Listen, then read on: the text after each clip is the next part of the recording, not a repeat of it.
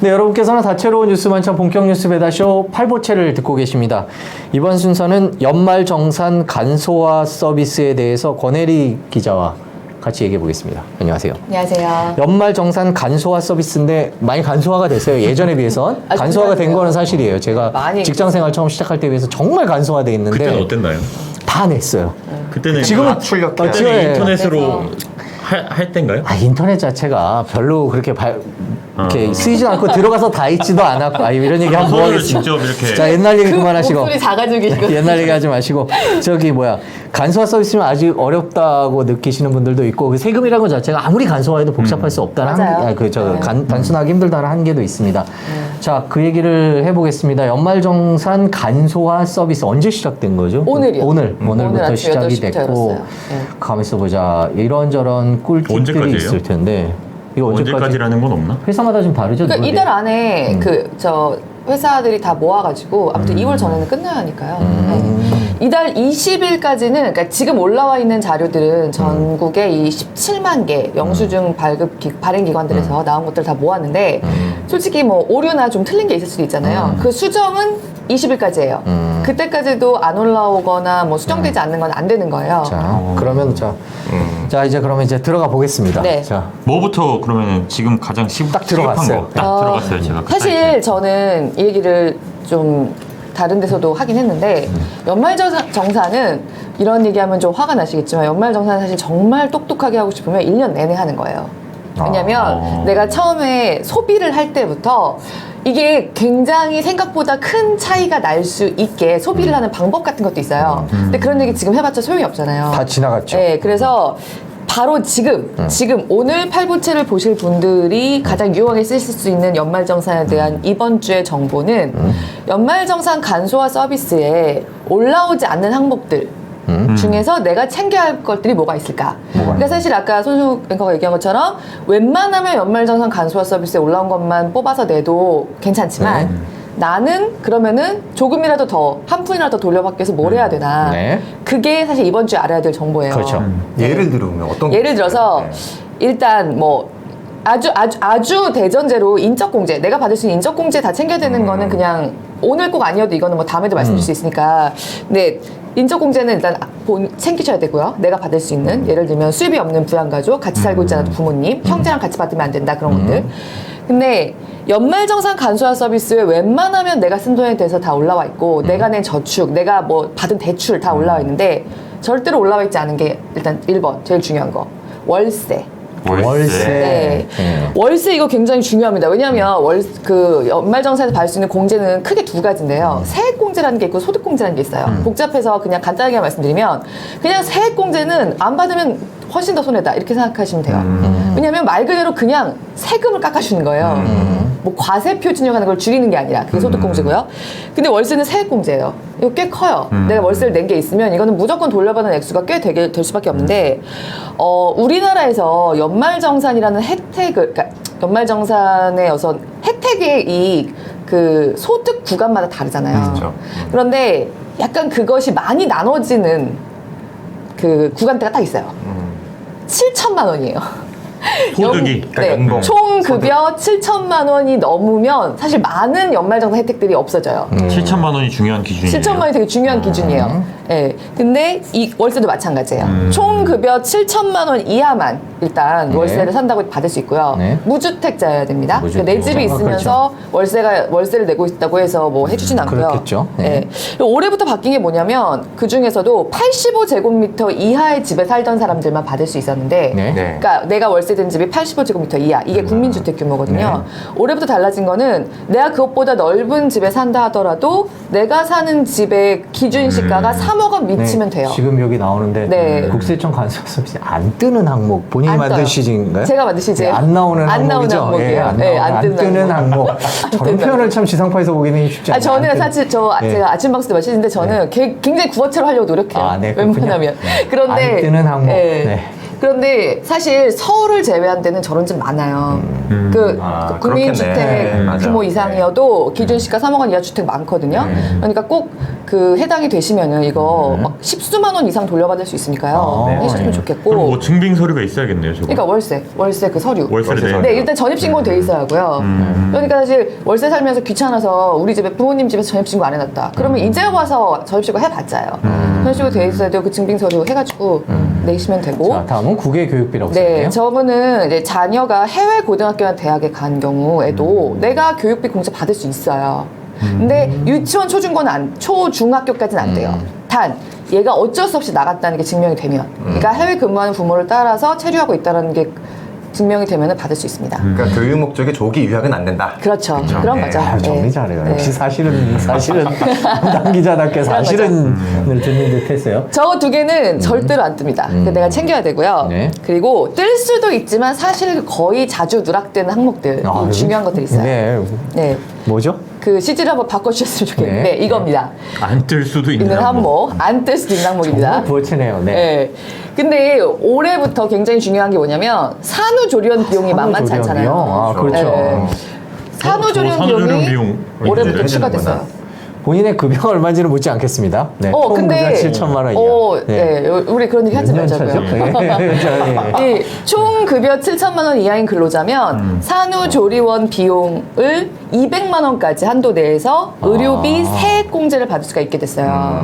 근데 여기서 그 하나 같이 좀 설명을 드렸으면 하는 게 네. 사실 지금 안 뜨는 항목들이 있지만 네. 굳이 안 떴지만 내가 귀찮게 모으지 않아도 되는 것들이 있습니다. 네. 어떤 경우냐면 네. 가장 크게 의료비가 그래요. 네. 의료비 같은 경우에 네. 그 총 급여의 3% 이상을 써야 비로소 세액 공제가 시작돼요. 네. 다시 말해서 저 총급여 7천만 원짜리 근로자다. 총급여 7천만 원 받는 근로자다라고 하면 이 사람은 자기와 부양가족이 작년에 의료비를 210만 원 이상은 써야 되는 거예요. 그래서 작년에 매우 행복하게도 우리 가족들이 건강했다. 그래서 가봤자 뭐 감기로 이비인후과 2번 가고 감기약 좀 지어 먹었다. 그럼 뭐 어떻게 그러면은 생각해도 안 210만 넘죠. 원 안 넘죠. 네, 안 넘죠. 그런 거 그 내가 갔던 내과 이비인후과 약국이 안 뜬다고 해서 굳이 챙기실 굳이 필요가 챙길 필요는 없다는 없는 거예요. 거네요. 그렇죠. 그러니까 괜히 뭐 네. 어차피 안 되는 거 네. 번거롭게 챙기실 필요 없다. 그런데 네. 210만 원이 넘을 것 같다. 그러면 네, 그냥 뭐. 한 푼이라도 더 챙기는 게 무조건 이득이에요. 뭐 정말 치킨 한 마리가 2만 원인데 요새 그거 진짜 조금만 챙겨도 바로바로 나온다니까요. 저거는. 그래서 그리고 네. 그런데 그런 게 있어요. 사실 요새 가족들 중에 다들 뭐 눈이 1.0, 2.0 되는 가족 거의 없지 않나요? 그럼요. 요즘에 또 휴대폰 많이 보기 때문에 그렇죠. 눈들이 안 좋은. 아이가 둘이다 그러면 둘 다 안경 끼고 이런 집 요즘에 많더라고요. 꼬마애들 안경 네. 많이 끼죠. 저 시력 교정용 안경 렌즈. 네. 저것도 의료비에 들어가요. 근데 저는 안 뜨죠. 안 뜨는 떠요. 경우도 있어요?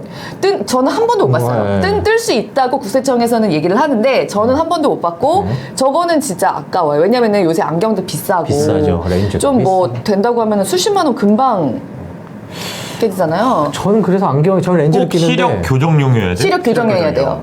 아, 꼭. 네. 멋내려고 끼는 건 안 안 되는 된다. 거고. 근데 시력 교정용? 제가 그래서 영수증을 그때 저도 모아놨었거든요. 네. 이게 작년부터. 근데 어디 있는지 모르겠어요. 그럼 다시 가서 뗄 수 있나요? 그 그 가게에서? 안경원 가서 네. 해달라 그러면 해줘요. 아, 이런 카드 거- 어떤 그런 것들. 네, 그럼요. 저 본인 요새는 다들 이런 데서도 뭐 이름이랑 하면은 휴대폰 번호 번호 저거 주면은 받아놓잖아요. 다 나오죠. 예. 그러니까 저거는 굉장히 그 의료비에서 쏠쏠한 항목이기 때문에 저거 요새 안 떼주는 데는 없어요. 없겠죠. 저도 네. 저거 몰랐다가 네. 재작년에 맞출 때 처음 한 거예요. 이걸 해준다는 걸.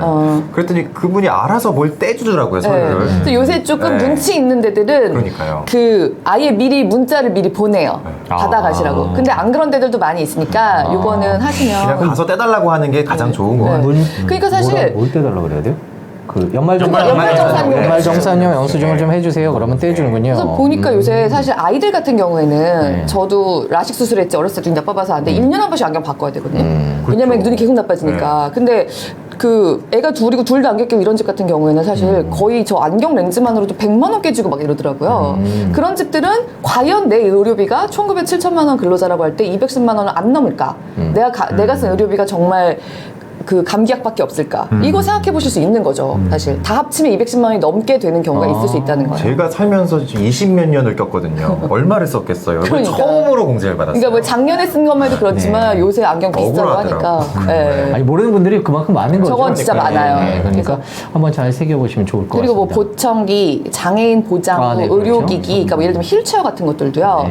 그 휠체어 판매점, 의료기기 판매점에서 사거나 임대한 것도 돼요. 아 임대도? 임대도 돼요. 아. 그런데 그것도 잘 안 떠요. 국세청 간소화 서비스에는. 그러니까 저거 다 의료비 세액공제를 받을 수 있는 항목이니까 저거 꼭 챙기시면 좋겠고요. 그리고 지금 보시는 것처럼 내가 낸 기부금.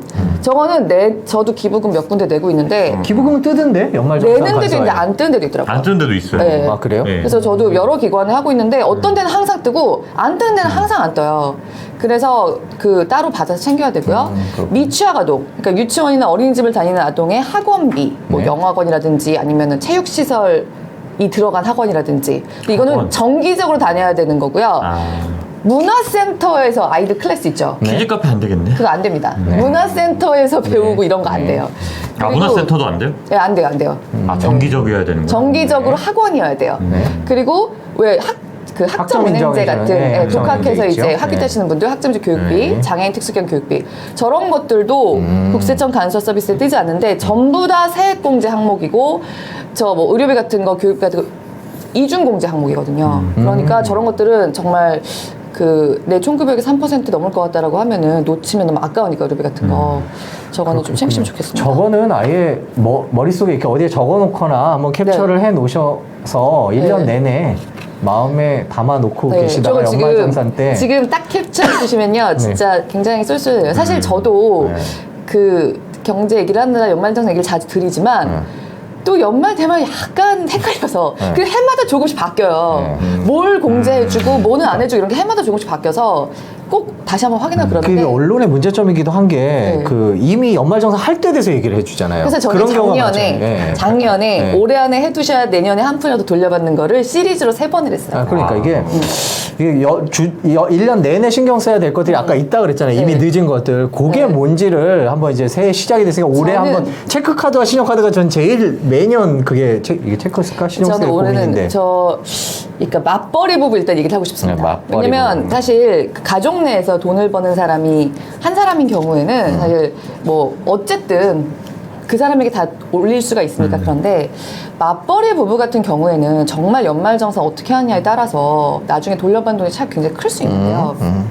일단 연말정산은 기본적으로는 돈을 더 버는 사람에게 웬만하면 몰아주는 게 웬만하면 다 이익이에요. 그렇긴 한데 소득이 많은 사람에게. 소득이 많은 사람에게 이상 과세 표준도 낮출 수가 있고 일단 기본적으로 뭐 버는 돈이 많을수록 세금을 많이 내니까요. 이 과세 표준을 낮추는 게 중요하니까요.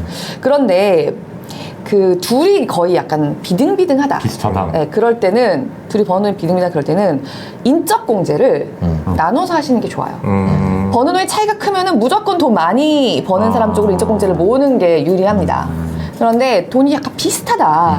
그러면은 인적 공제 좀 나누는 게 유리하고요. 그리고 그 보통 요새 다 절약하시잖아요. 카드는 돈 좀 덜 버는 쪽으로 일단 쓰시는 게 유리해요.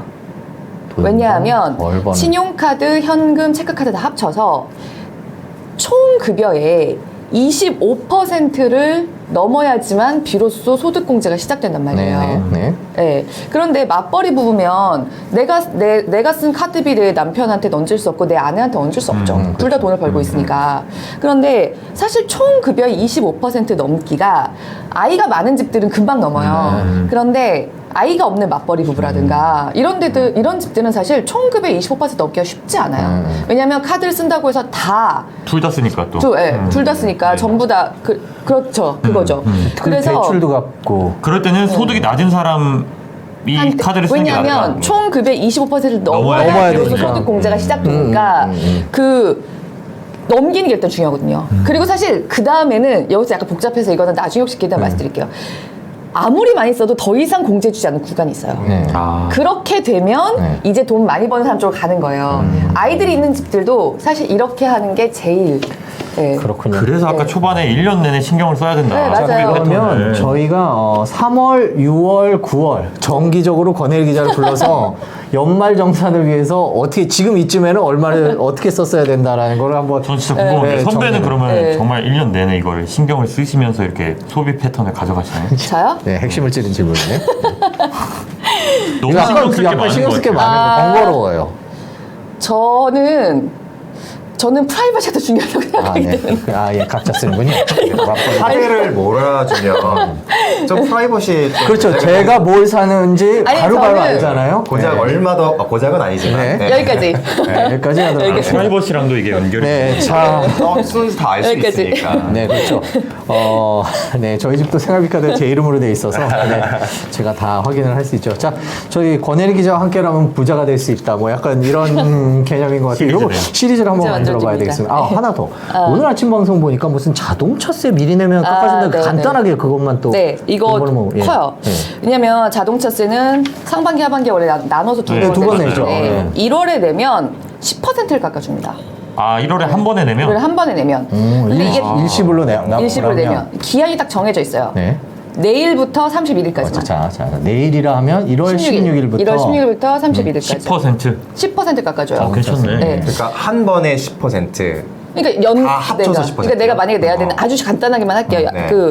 내가 내야 되는 자동차세가 100만 원이다. 그럼 100만 90만 원 되는 거예요. 90만 원. 네. 원래 두 번으로 나눠내면 50만 원, 50만 원 내는 그렇죠. 건데 예를 그렇게 들자면 되는 거죠. 네, 그런데 그리고 한 번에 내면 90만 원. 예를 들면 지금 신차, 그러니까 비영업용 신차 기준으로 K7이다. 네. 그러면 5만 원 정도 깎을 수 있어요. 네. 이거 200만 원짜리 1년 내내 2.5%짜리 예금에 맡겨야 1년 뒤에 세전 이자가 5만 원 간식이 그렇죠. 되잖아요. 네, 이거 지금 큰 돈이고요. 근데 제가 한 가지만 더 말씀드리면 이거 현금으로 내는 건 약간 손해예요. 네. 왜냐면 이거 사실 큰 돈이잖아요, 자동차세가. 근데 일단 온라인으로 위텍스라고 네. 하는 네, 지방세 내는 데 가서 내거나 서울시는 이제 서울시 따로 자체 페이지가 있는데요. 거기 가서 내실 수가 있는데 현금으로 내지 마시고 저는 카드로 내시는 거 권해드려요. 체크카드든 신용카드든. 일단 신용카드의 좋은 점은 무이자 할부가 가능하다. 그러니까 내가 10% 깎은 걸로 내는데도 무이자 할부가 된다는 게 있고요. 체크카드 같은 경우에는 여기는 그냥 말씀드릴게요. 제가 아침 방송에서는 얘기 안 했는데 아침 방송에서 신한카드. 얘기한다. 네. 왜냐면 그건 이제 또 네. 너무 이렇게 아, 특정 회사가 체크카드는 또 신한카드? 신한카드 같은 경우에는 지금 서울시 같은 경우에 캐시백도 돼요. 오. 네, 이거를 신한 체크카드로 내면. 네. 이거 신한 네. 체크 카드. 이걸 내면 그래서 되는군요. 캐시백도 되니까 신한 체크카드 내면 편하고 사실 거의 20% 할인을 받을 수 있는 방법이 있어요. 약간 복잡해요. 이건 뭐냐면 SSG페이 그리고 롯데카드. 네. 그러니까 자사 상품권을 유통시키는 그 유통점들의 간편 결제나 카드가 있잖아요. 이 사람들이 아니라 이 업체들은 상품권을 유통시키는데 이 상품권 할인받아서 살 수 있죠. 사실 온라인으로나 미리 사거나 좀 하면은 10%까지도 막 가끔 나오고 하잖아요. 그런 걸 사뒀다가 이거를 SSG 포인트나 L 포인트로 전환을 하는 거예요. 네. 그러면 그 앱에 들어가면 이거를 세금용 포인트로 전환하는 게 또 있어요. 그걸로 낸다. 그러면 결과적으로 내 자동차세가 일증에서 10%? 자동차세를 그런 포인트로도 낼 수 네. 있구나. 네. 자동차세만 그렇게 낼 수 있어요? 아니, 지방세도 이렇게 낼 수 있어요. 아, 정말요? 네. 그래서 사실 특집을 한번 네이버페이나 이런 것도 작년에 고지서 해놓으셨으면 조금 캐시백이 있는데 그래도 이거에는 못 당해요. 이 상품권 미리 할인받아서 해서 10% 하면 사실 정확히 말하면 10% 할인된 데서 10%를 또 깎으니까 거의 19% 할인. 그러니까 내가 100만 원을 내야 되는 자동차세다라고 하면은 79만 원만 79만 아닌가 81만 원만 네. 내는 경우까지 생길 수 있는 거예요. 자, 복잡한 얘기인데 일단 네. 뭐 그 다양한 방법은 나중에 안 되겠구나. 31일까지니까. 요거는 네. 어쨌든 뭐 현금 취재 파일 안 씁니까? 요거요? 쓸 이거 수가 없구나, 아니 이거는 오늘 써도. 아침에 네. 저기 친절한 경제에서 네. 했으니까 지금 인터넷에서 절찬리에 보시고 계시더라고요. 다시 한번 확인해 보시면 뭐 URL도 걸어드리면 네, 저희가 네. 아침 방송에서 자동차세 아, 정말 할인. 유용했어요. 네, 오늘 저기 권혜리 기자와 함께 연말정산 간소화 서비스를 연말정산을 제대로 챙기는 방법 그리고 덤으로 네, 자동차세 네, 내야겠네요, 이번에. 아끼는 방법까지 들어봤습니다. 권혜리 기자 모실 때마다 조금씩 돈이 쌓이는 것 같아서 항상 감사하게 생각합니다. 지금까지 권혜리 기자였습니다. 고맙습니다. 고맙습니다.